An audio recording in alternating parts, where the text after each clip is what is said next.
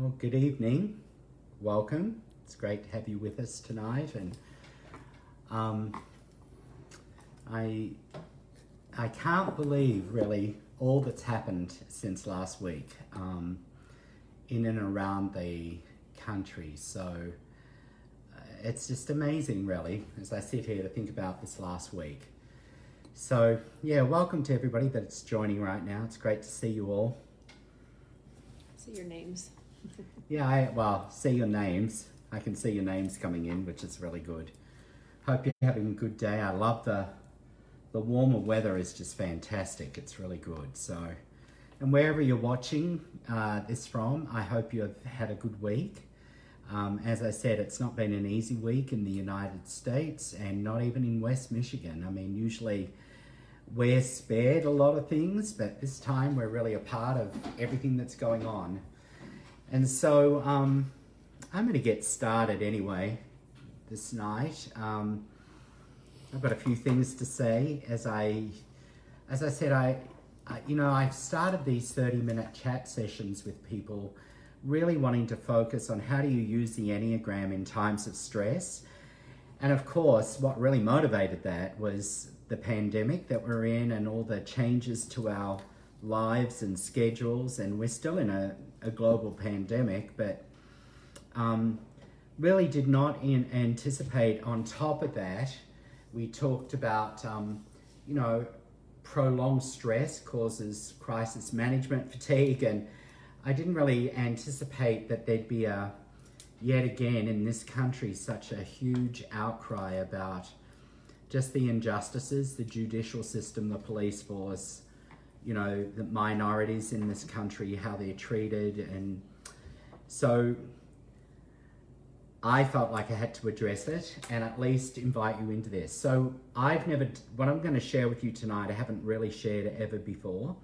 And I guess what I'm going to do is model how I would use the Enneagram to help me in a time like this. And maybe you do or you don't relate to the way I'm viewing things, that's okay. But I can show you how the Enneagram could be a tool to help you, really navigate the times that we're in. So that's what we're going to do this evening. So, shall I wait a couple more minutes before we get started? Well, do you want people, you were going to say you want people to be a little more interactive in this one? Yeah, I really would like some comments because I have not really, spoken on this before. And so if you could, if you don't mind texting some of your comments and things that you relate to, that would be really helpful. Your for thoughts? This. Yeah, your thoughts, and yeah, just even questions if you have, but even just comments would be really good. So if you listened to last week, I talked about just the different types that externalize their feelings pretty readily. And I called them squares. I use shapes, but the three Enneagram types that are pretty well known for expressing what they're really thinking. Or you don't have to say, hey, what do you think? They usually tell you. So I really think that these are like 8s, 2s, and 5s are the people that tend to express what they're feeling pretty readily, and they verbalize a lot.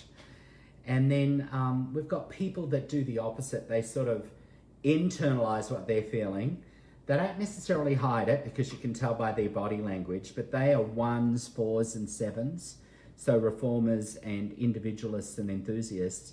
And then you've got this middle group, the 9s, 3s, and 6s, that, they repress what they feel, but they could go either way. They may never tell you what they're really thinking, and all of a sudden they might just burst out and tell you. And I just wanted to bring that to light right now as we see various responses, both probably in conversation and whether it's in person or on the internet, about the issues that are going on in the United States. So some people are very verbal about it. Some people internalize it, and other people sort of try to internalize it, but then express it, or, express it and wish they had have internalized it. So we've got all sorts of things here. So I just would start and ask you, where do you feel you're at, generally speaking? How have you been this week? Have you sort of noticed yourself wanting to really express things and get it out and talk about it and post about it or whatever?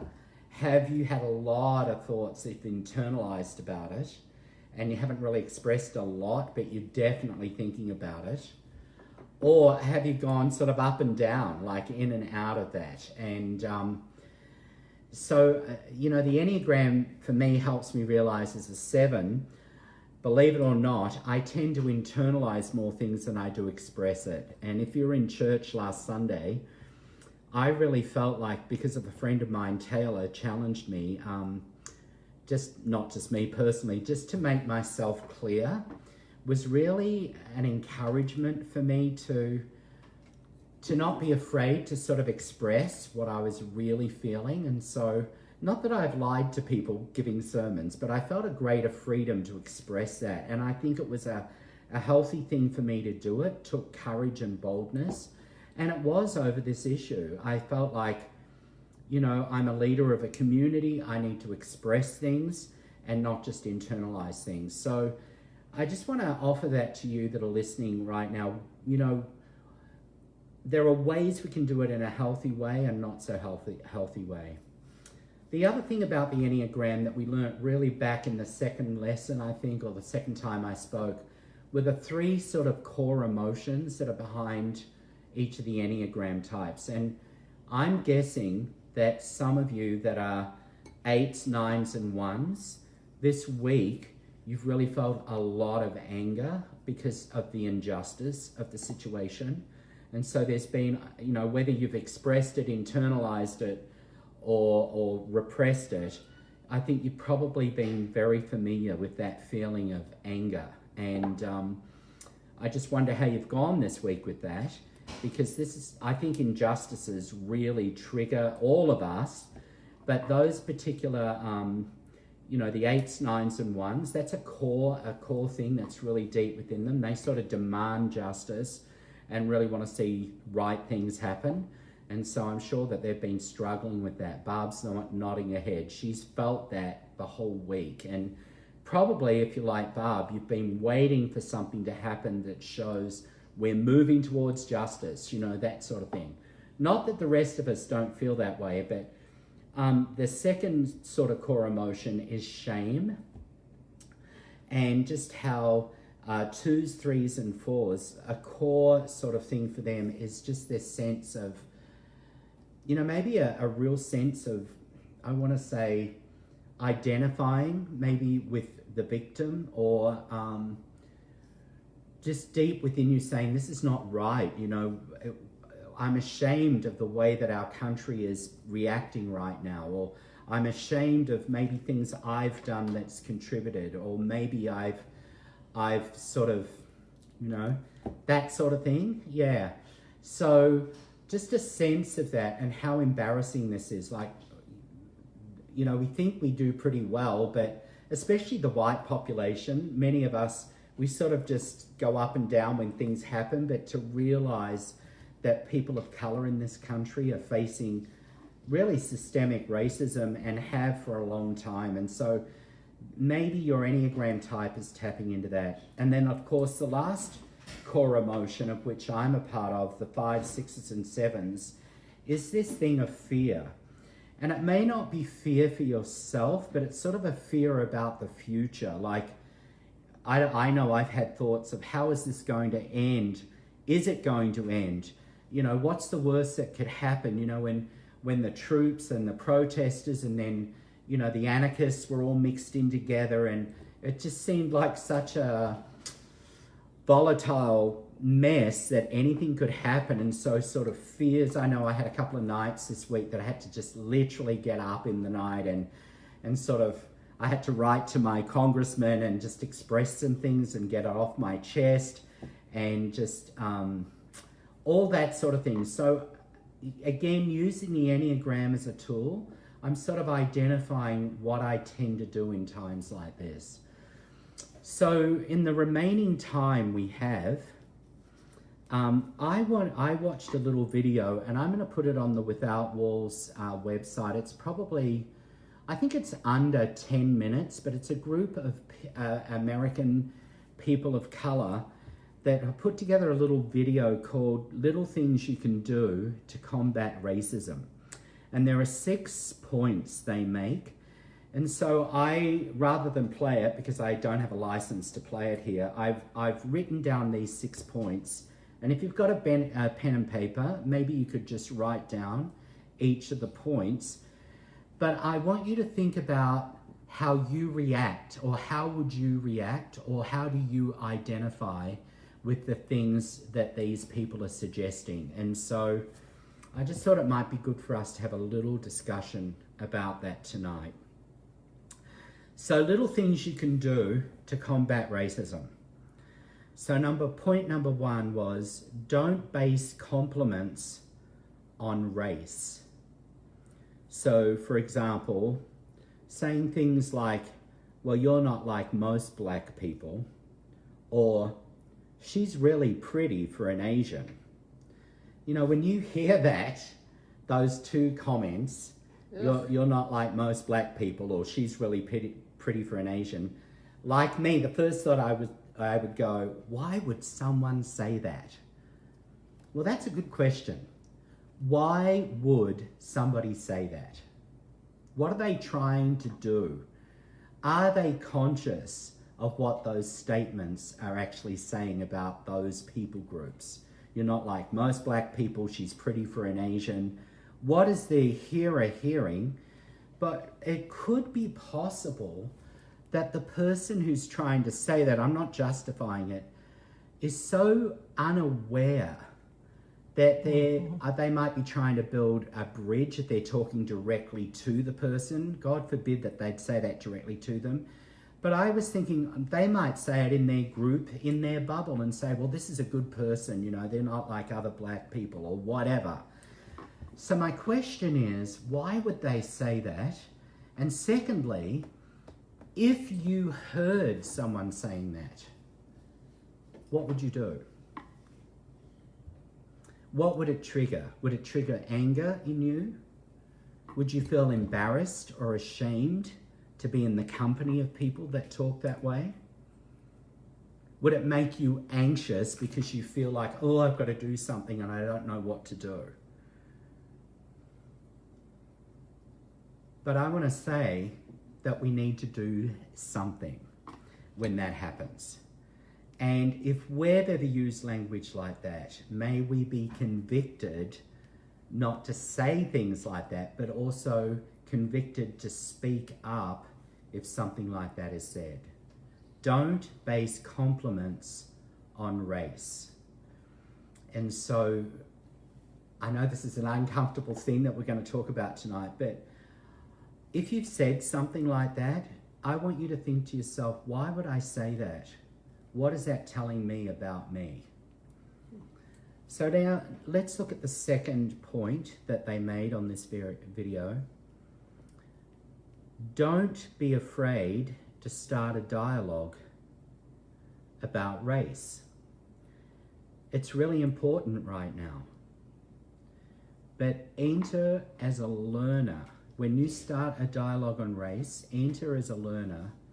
And so if you're talking to somebody and, you know, you could start, entering as a learner is sort of starting with an attitude, whether you speak it or say it, help me understand. How's this impacting you? How have you been impacted by this? It's a really good thing to sort of go as a learner, and really, I think one of the things that I think is really important is we have to check our language for confirmation bias. So often we pretend to be a learner, but we're really fishing to confirm what we already think. And I think that's a really tough thing. Some Enneagram types have a very strong sense of right and wrong. And so they've got them, and a very strong sense of morality. And I think this has gotten some of us really trapped in a mindset that really stops us from being learners. And when I go through this whole list, there's going to be a challenge at the end that I think we all need to do. But think about you. You know, I'm 62 years of age, and I feel like as a white male in this country, I am in such a privileged position, and I have a lot of people around me that are wanting to learn things from me, and I have some sort of authority. And if I am not aware, I can just, in my enthusiasm, not come across as a learner, but more as somebody that pushes or who says things in an emphatic way. And so I need to really watch that in my own personality type. So how about you? Right now, are you willing to learn from other people? Or are you wanting to get up and tell everybody what to do? Are you looking at the situation and saying, well, yeah, look what's happening there. That's what those people are doing. That's why they're doing it. What if you're wrong? And what if there are more reasons and you just don't know it? So I think the Enneagram tool can help us realize, oh, that could be a pitfall for me. I'm such an absolute sort of thinker and a pretty, straight shooter. The Bible says this. Well, I don't know if you're like me, but there's a lot of things I used to think the Bible says that I now think it doesn't really say that, so I've grown in that. So always being a learner is really important. So, but don't be afraid to learn. Now's a great time to learn. And thank God for all the voices that we can learn from right now. People are willing to help us understand this situation. Don't let your personality type cause you to miss out on the opportunity to learn. Number 3, never. Can you just put your hand on your heart and say, I won't do this? Never start a sentence with, I don't mean to sound racist, but. Or, I'm not a racist, but. I just want to be honest. That's what people might say. I'm not being racist, I'm just being honest. This is it's so like what I said just a moment ago. It's a big giveaway when you say, I don't mean to be mean, but I don't mean to be a racist, but I don't mean, all that sort of stuff is a pretty good indication you are. And so one of the things I love about the Enneagram, and again, I can just speak from my own point of view, in my enthusiasm, I can say stupid things like, well, to tell you the truth, well, what have I been telling you all the time before? Am I only now telling you the truth? I mean, what is really going on with our language? And so I can get carried away with myself and not really think about what I'm saying. And, but right now, I don't mean to be a racist, but is like something that I think you should examine your hearts on, all of us should together, and realize in my desire to be honest, I can say things that actually cause barriers to other people. And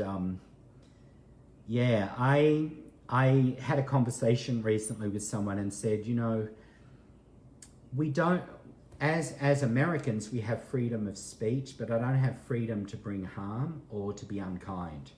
I have a higher power than that, and so I need to really watch what I say. And to be honest, some of the Enneagram types are more mouth people. I'm one of them, but I'm not the only one of them. And others of you need to speak up. Some of us need to shut up. And so we just need to really watch that sort of thing. Let's look at number 4. When you hear something racist, call it out. Now, if you are a person of color, I really encourage you, I know this is probably very difficult, but I encourage you to say things like, when you say things like this, it makes me feel uncomfortable. That can arrest people in their tracks, just being honest about that. Or if your friends are saying things, or if things are being said to you, there is absolutely nothing wrong with you responding, I am not comfortable with the way this conversation's going or the way you're speaking about these people. And I think it's time for us and especially the types. And so I'm going to call out a few here, like maybe 2s and 9s tend to, because they're peacemakers, they don't really want to confront. You know, we've got to get over that, and it's time to call things out when we do it. So that's okay when it's face-to-face and verbal, but I know many of you are thinking, what about online? What do you do when somebody posts something and you read something that's published online and in Facebook? What do I do there? I want to say something, but I know there's a lot of you listening here that have probably posted things and then you've gotten into a big, what we say in Australia, a big bun fight out of it, and it, you know, tit for tat, and it's just a mess, you know, all online sort of conversations.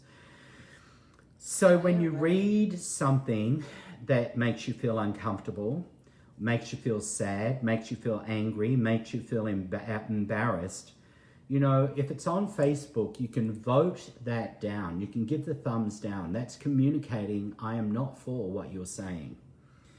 Or you can simply make a statement, and this was the people of color telling us this on this video I was watching. You can simply say, I don't think that's cool, or that's not right. You could just make a statement. You don't need to try. I really feel like it's difficult to try and change people's minds online or educate them right there. I don't know if you've tried it, but it's jolly hard. Mary Palumbo said something about that here. What'd she say? What did Mary say? Earlier, she said something about, I would love to verbalize and discuss what's going on, but don't feel Facebook is a good platform for this. I want to do something, but don't know what to do. I just feel so sad. Yeah, Mary, I mean, we can relate to that. I mean, so I think we've just got to realize the limitations of that particular platform, and it is not the place, but some things are said, you've just got to say, I feel uncomfortable with that, or I have a different opinion, or give the thumbs down, or something like that. But I do want to just call your attention to some of our Enneagram types. We do want to teach people, and we do want to get, you know, we think by throwing facts at them, giving them data, statistics. Well, good luck with that in an age where people are even questioning what a fact is, what statistics are, what data is. Welcome to the weird world we live in right now. So as somebody that can use the Enneagram, realize your propensity to want to teach, and that's fine. You can go research, you can prepare your argument, but I would not throw your pearls before swine. Oh, that sounds pretty heavy, doesn't it? But what I'm saying to you guys is just be smarter and understand what triggers you and the way you might want to respond. And really, when you do that and you engage like that, it might be good if you're in proximity to say, hey, do you mind if I give you a call about this? I'd like to talk to you. I know I've had to do that. It's been very uncomfortable, but I felt I had to make an appointment and say, look, I am just finding this very difficult, you know?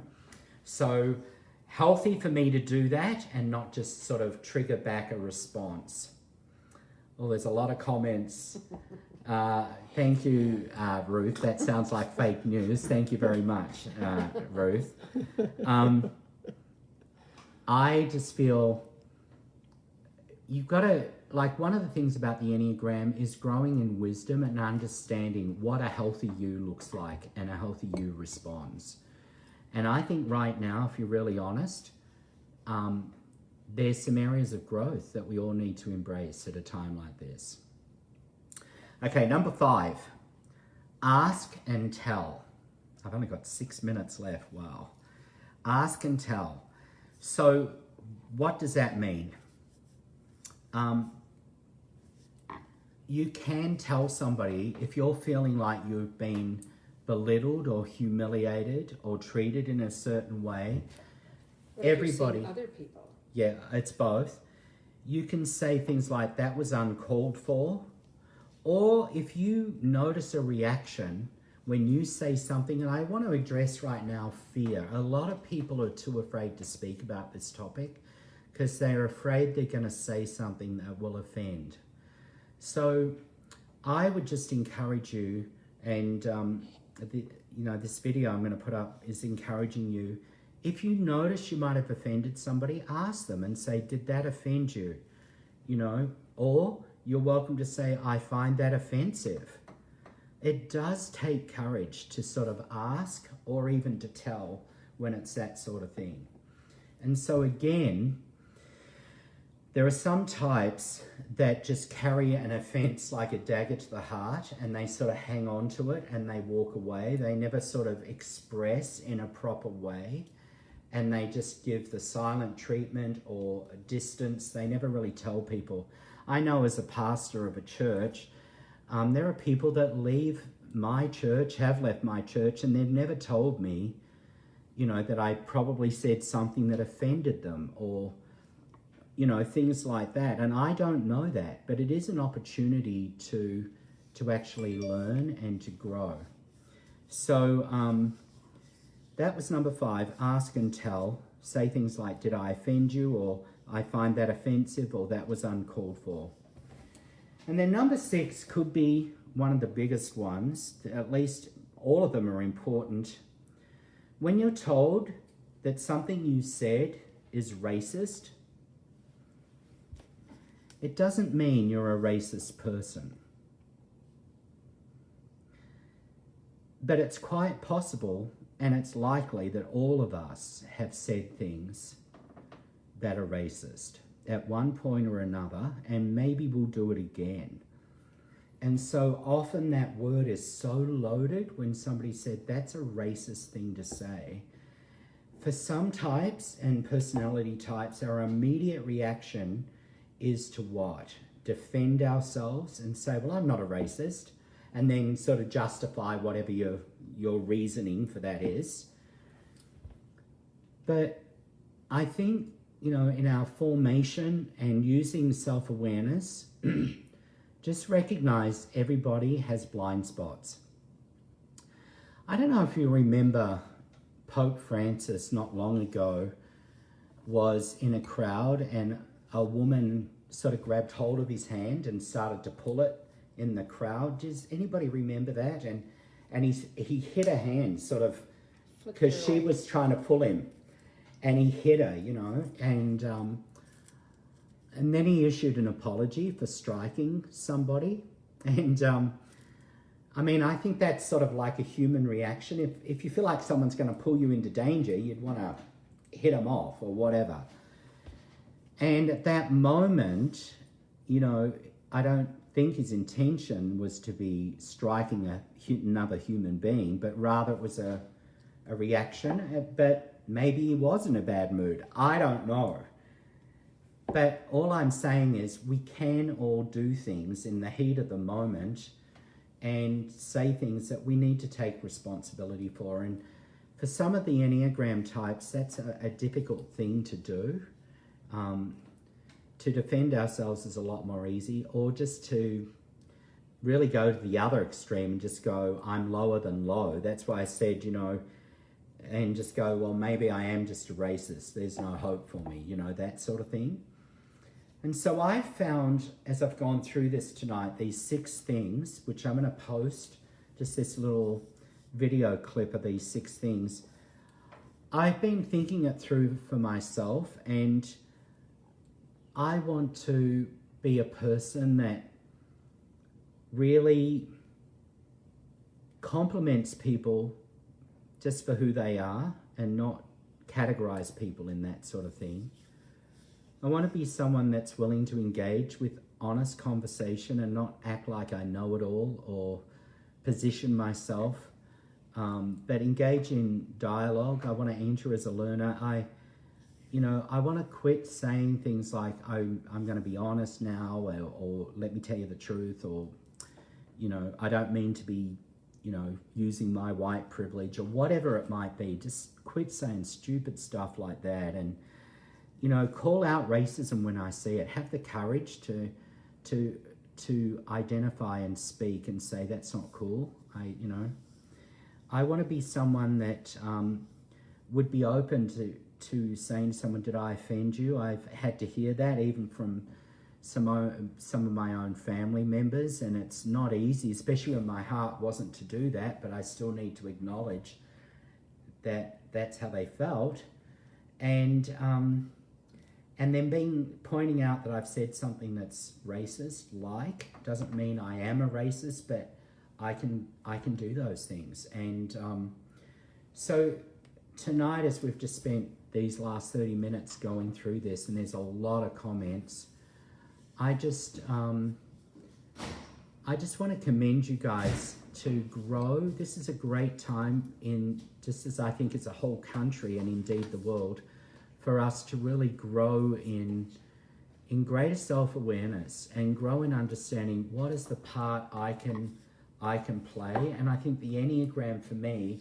is a tool that can assist me and awaken me to what my propensity might be in such a time like this.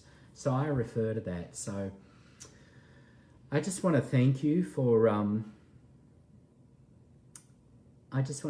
being with me tonight. I mean, it's probably not that, I don't know. I tried to make myself clear, but if you want any clarification points, if you want to talk with me, if you want to talk with one another about this would be really good. But we're in this together, and let's sort of grow together during this time, and let's stand up for what's right, and let's treat one another with the dignity and respect, and let's admit that we all need to be growing and learning and challenged, really, to live outside of what might feel natural or what might feel an entitlement or whatever.